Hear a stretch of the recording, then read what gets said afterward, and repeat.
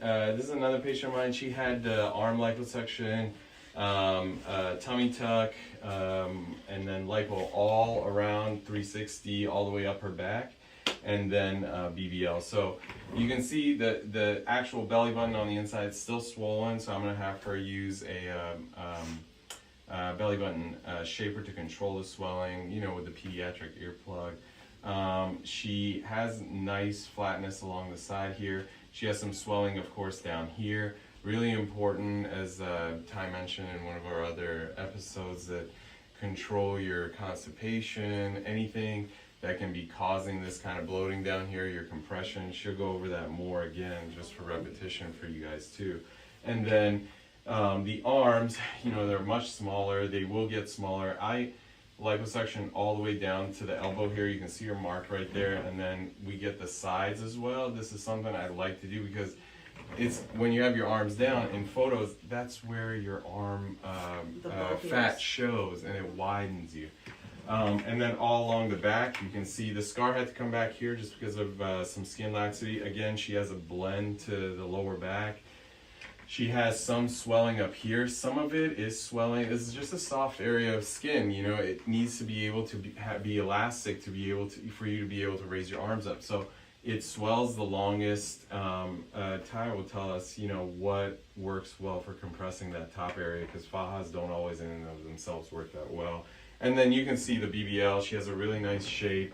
It's early on, so in another month you see even more what the shape's going to look like, but early on at least it looks really good. You can go ahead and turn around for me, and then another 2 weeks of no heavy lifting, and then she can start lifting slightly more and more, but in the interim, you know, doing a lot of the compression things. So have you started laying down on your stomach yet? No. Okay.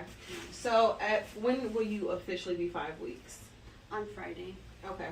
So starting on Friday, we're going to do incisional line overhaul. So to get this pooch to go in some more, you're going to start spending time on your stomach. Just start off with 10 minutes a day. Like, actually keep a timer or a clock in front of you and monitor it. So I want you to lay on your stomach. You're going to but you're not laying flat. Okay. So put one pillow here, two pillows here, one pillow here, and then you're gonna lay on top of it, kind of like a little hunch you're gonna hunch over a crescent on your pillow. We call them pillow mountains. Do that 10 minutes a day, and then next week increase it to 20 minutes a day. Okay. Then the week, so like next Friday, increase it to 20. Then the following Friday, increase it to 30 minutes a day. Also, for this, when you're showering, try to shower with the shower hitting your back, and you can turn the shower head to the wall, so it'll minimize how much water is hitting these the incisional line, because you're getting water retention inside of the your stretch marks at the very bottom, right above your tummy tuck line, and the skin, because it's drying it out. I don't want it to open up and reject any of the areas that are still healing. So the other thing you're going to do is when you get out the shower, take a blow dryer on really, really, really, really low heat, the lowest setting, and then just go back and forth over your tummy tuck line to dry up any extra water. Okay. You're also going to start moisturizing this with a thicker emollient. I love, you know, creams, CeraVe, all that other stuff, but they're not really good after surgery because they're water-based. And so that'll actually encourage stitches and areas that are still weakened and trying to heal to open back up. You want to make sure that you're moisturizing and nourishing your incisional line with an oil base. As long as you're not allergic to, I suggest olive oil, coconut oil, or shea butter. Like, you could literally go get the olive oil out the kitchen. I was going to say. Yeah. Nothing fancy. And I like those too because they're antimicrobial. So you don't have to worry about bacteria getting stuck in those areas, growing and causing an infection. It is too soon to start using silicone tape. So use a thick emollient, and if you want, you can mix it with rosehip oil. Do 1 part rosehip oil, 2 parts olive oil. So you can just put a couple drops of rosehip oil and then olive oil and nourish that area. And then around, I'd say for you, 7 weeks post-op, start using silicone scar strip tape. If people use the silicone tape too soon, it'll trap moisture in there and cause bacterial growth and the area to become inflamed. So you really, there isn't a cookie cutter answer of when to start using silicone. Right. You typically start using it once the line has fully healed and occluded over. So for you, that's going to be around week 7. And I don't have anybody use it in the summer precisely because it traps moisture, and they get these rashes from the moisture underneath, and then it's like they have all this darkness around their incision, and the actual incision's light and thin.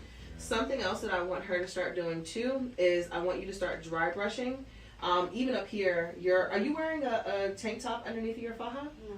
Oh, okay. Yeah, it's stealing all your moisture. Your skin is so dry. So use the same, you can put olive oil up here. You can do coconut, shea butter. You need something that's going to nourish the skin. Because right now you're just sweating and then the faja is rubbing up against you. So you need a compression, cotton-based compression tank top. It needs to be very tight underneath of your faja. You're going to nourish your skin. And then right before you get in the shower, I want you to start dry brushing every day. Okay. Going upwards for just about 30 seconds. Not even long. So just quick little brush, shower, get out. You got the blow dryer on your tummy, moisturize, and put your tank top on. Okay. All right, turn around for a minute. I just sent you the tank top link Okay. to go. Okay. Yeah. Same thing for your back, because like if you just looking at it, you can see that there's a bright glow here that's not down here. But her skin, even if you drink water, I think her skin just absorbs moisture. So make sure that you keep your back well moisturized. You want the skin to retract as much as possible. Your arms, they're healing good, but you can notice right around here. This is when I know people, they struggle to compress the arms. For her, what I would suggest is a piece of KT tape. So you're going to stick it here. You probably cannot do it. Do you have somebody that loves you that can help you out? Yeah. Awesome. All right, you're going to put a piece of tape here. Affix it. You're going to stretch it. Have them put it right here. Because, and it's going to wrap around your shoulder just a little bit. It is probably not going to stay. So have them just keep running their hands back and forth over top of that piece of tape. And it's going to help lift this skin up. Okay. And you see these like fluid deposits that's sitting right above her elbow. That'll help get rid of it. Now let's talk compression when it comes to the arms. When you want to compress the arms with that KT tape on, you can leave it on for 2 days. And then remove it. When you remove it, don't pull down. We want the skin to retract upwards. You want the fluid coming upwards. So when you take it off from down here. Okay. I have them get an extra piece of foam and put the foam and wrap it around, like put their arm in the middle like a burrito, and then tape it in place. Just a little piece of tape that goes one here, and then put the arm compression on. Oh, okay. Yeah. Perfect compression. You'll get even, flat, beautiful arms. Do they have to go up a size on the arm compression to be able to fit it on? It depends on the arms. But I'm gonna say no, because most arm compressions are too loose anyways. Okay. Yeah, nope. So get normal size, KT tape, wrap foam around each, tape it in place, put the arm compressions on, and then the way to know if it's too tight or not, if your fingers, if you can't make a fist, or if you start losing color or feeling in your fingertips, then it's a little too tingling tight. And all that. But other than that, moisturize, you're doing good, you're healing good. She has a beautiful silhouette that's even. One thing I want to point out is that she has more skin laxity here than she does here. Do you favor one side more than the other? Are you right-handed? I am. Okay. So this is getting more definition and more work than this side is. This is healing slightly faster. Whoever's doing your post-op treatments, have them start focusing a little bit more on this side to get rid of the fluid that's starting to settle here. When you favor one side, you shift your weight unconsciously to the other side. Her sacral area feels really good. For you to be 4 weeks, your back is actually presenting as if you're like 6-7 weeks post-op. So you're doing really, really well. She had a good shape on it.